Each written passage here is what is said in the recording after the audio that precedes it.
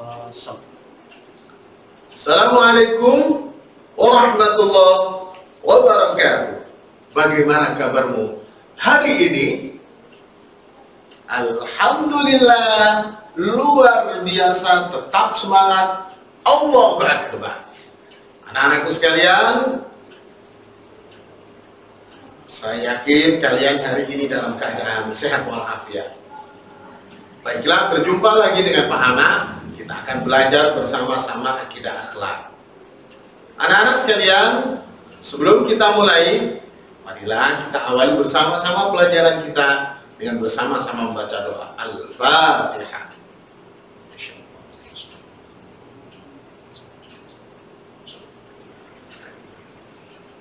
Amin. Baik, anak-anakku sekalian, kita lanjutkan materi kita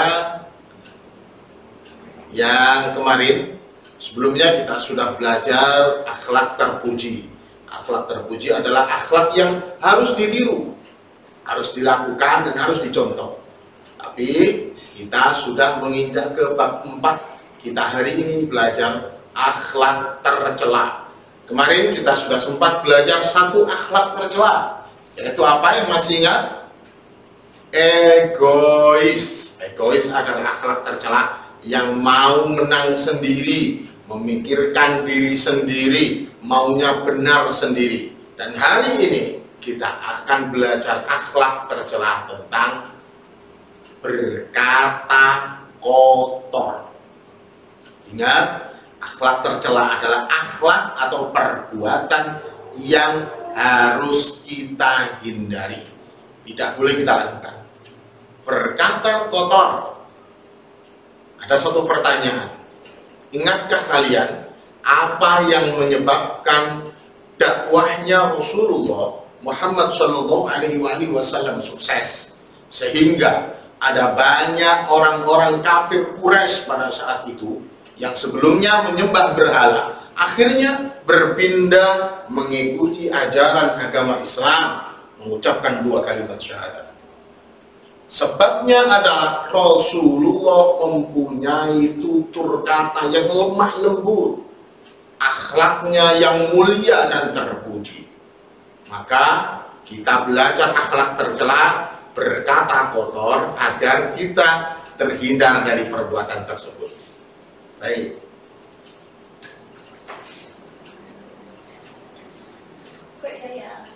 Akhlak tercela.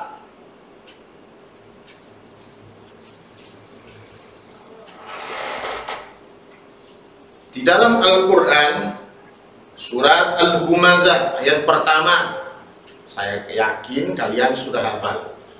Wailul likulli humazatil lumazah. Celakalah bagi setiap pengumpat lagi pencela. Pengumpat dan pencela adalah sama, orang-orang yang selalu berkata kotor. Wail ini di dalam tafsir atau terjemahan yang lain akan dimasukkan ke dalam neraka wail. Celakalah kalian nantinya, ketika di akhirat nanti akan dimasukkan oleh Allah ke dalam neraka wail. Siapa? Mereka orang-orang yang suka berkata kotor, suka mengolok-ngolok, suka mengumpat. Dalam bahasa kita apa? Menghina, mengenyek. Allah Subhanahu wa ta'ala sangat membenci dan melarang orang-orang yang berkata kotor. Rasulullah Shallallahu Alaihi Wasallam di dalam sebuah hadis, beliau bersabda, barang siapa yang beriman kepada Allah dan hari akhir, maka berkatalah yang baik atau diam. Man kana yu'minu billahi wal yaumil akhir falyakul khairan aw liyasmut. Kalau kamu tidak bisa berkata baik, maka lebih baik engkau diam, ditutup mulutnya, diam, nggak usah bicara. Contoh orang-orang yang berkata kotor. Yang pertama, memanggil orang dengan teriak-teriak. Kadang orang teriak itu nggak harus jauh, dekat pun teriak-teriak. Karena apa? Karena memang akhlaknya seperti itu. Tidak diajarkan akhlak yang baik, tidak punya akhlak yang baik, tidak punya perilaku yang baik. Maka walaupun dekat dia teriak-teriak. Padahal jaraknya cuma 1 meter, tapi cara memanggilnya teriak-teriak. Adai, adai. Padahal jauh, adi sudah dengar. Itu adalah contoh yang salah, contoh yang buruk. Tidak usah dipraktekkan. Yang kedua, menyebut orang dengan sebutan yang buruk, nama hewan, atau menyebut orang dengan nama-nama atau lakop-lakop yang buruk. Lakop itu adalah julukan, nama julukan. Seperti contoh nama hewan, atau nama pepohonan, atau nama-nama yang tidak bagus untuk kita dengar. Ada banyak contohnya. Kalau memang namanya Muhammad, kita panggil Muhammad. Namanya Abdul Rauf, kita panggil Abdul Rauf, bukan Rauf. Mentang-mentang namanya Abdul Rauf, karena kita nggak suka panggil Rauf. Nah, itu contoh yang salah. Yang nomor 3 adalah mencela, menghina. Suka menghina temannya, dianggap temannya kurang pinter, kurang cerdas, maka dinalah kamu mengerjakan gini aja nilaimu buruk, kamu tuh apa? Cemen. Nah, ini adalah contoh kata-kata yang kotor, akhlak tercela dan dibenci oleh Allah. Allah tidak suka. Yang keempat, membisikkan ke telinga teman tentang keburukan orang lain, atau dalam bahasa lain membuka aib orang lain. Contoh, jika ada temannya mempunyai kesalahan atau keburukan, kemudian kita kasih tahu teman-temannya, kita bisikkan keburukannya, agar teman-teman kita juga ikut membenci, ikut tahu keburukannya. Ini juga perbuatan yang tidak disukai oleh Allah, termasuk orang-orang yang suka mengumpat. Kemudian solusinya, jalan keluarnya, agar kita terhindar dari perbuatan untuk berkata kotor adalah, solusinya yang pertama adalah belajar bersabar. Lebih baik diam ketimbang kita marah. Di saat kita bermain dengan teman atau berselisih secara tidak sengaja dengan teman, ada salah paham dengan teman kita yang mengakibatkan kita ingin meluapkan amarah, maka lebih baik kita bersabar.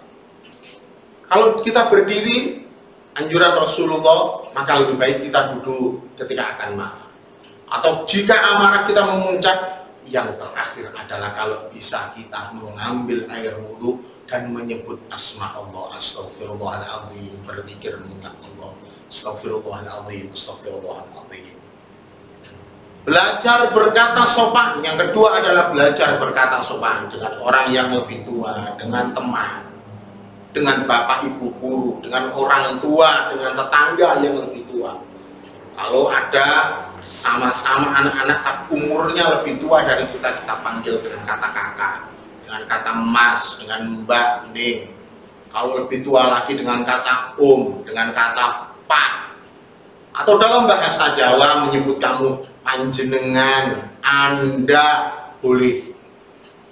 Belajar berkata sopan. Yang ketiga adalah bergaul dengan teman-teman yang baik. Ingat anak-anak, boleh jadi lingkungan keluarga kita ini sudah baik, keluarga yang agamis, diajarkan sholat, tapi di luar itu, terkadang di luar rumah kita berkumpul dengan anak-anak atau sekelompok orang yang akhlaknya kurang baik. Akhlak yang kurang baik itu menular, karena terbiasa akhirnya jadi biasa. Nah, kalau kita berkumpul dengan penjual minyak wangi, walaupun kita tidak pakai minyak wangi, kita baunya wangi. Sama, kalau kamu berkumpul dengan orang-orang yang suka berbuat buruk, walaupun kamu tidak berbuat buruk, orang akan menganggap kamu juga ikut berbuat. Maka bergaul dengan orang-orang yang baik itu adalah sesuatu yang sangat penting. Yang terakhir, yang keempat, maaf, sering meminta maaf ketika berbicara dengan orang lain. Minta maaf itu adalah perbuatan yang mulia, tidak ada salahnya. Tidak harus menunggu berbuat salah. Boleh jadi saat kita berbicara, kita tidak terasa, atau berteman, berperilaku, bergaul dengan orang lain, kita melakukan kesalahan. Apa salahnya kita awali dengan meminta maaf? Mohon maaf Ibu, Bapak. Mohon maaf Kak, mohon maaf Bapak Ibu Guru. Nah, yang terakhir adalah hindari pertengkaran dan perdebatan. Pertengkar itu adalah sesuatu yang dibenci oleh Allah, tidak disukai oleh Allah. Maka jangan bertengkar. Berdebat itu adalah awal dari pertengkaran. Kalau kamu suka berdebat itu awalnya menggunakan lisan, saling menganggap dirinya yang paling benar dengan berbagai dalil, dengan berbagai alasan. Kemudian akhirnya menuju ke fisik, akhirnya terjadilah pertengkaran. Maka hindarilah ini, saling mengalah, saling mengerti satu sama lain, agar kita dijauhkan oleh Allah dari kata-kata kotor. Anak-anakku sekalian, penjelasan dari Pak Ahmad tentang berkata kotor sudah cukup. Kemarin materinya sudah dikirim Pak Ahmad, silahkan dibaca materinya, kemudian disesuaikan dengan keterangan dan penjelasan Pak Ahmad. Silahkan dipahami dan dipelajari. Semoga urusan kita dimudahkan oleh Allah. Tetap semangat dan semoga sehat. Sampai bertemu kembali. Assalamualaikum warahmatullahi wabarakatuh.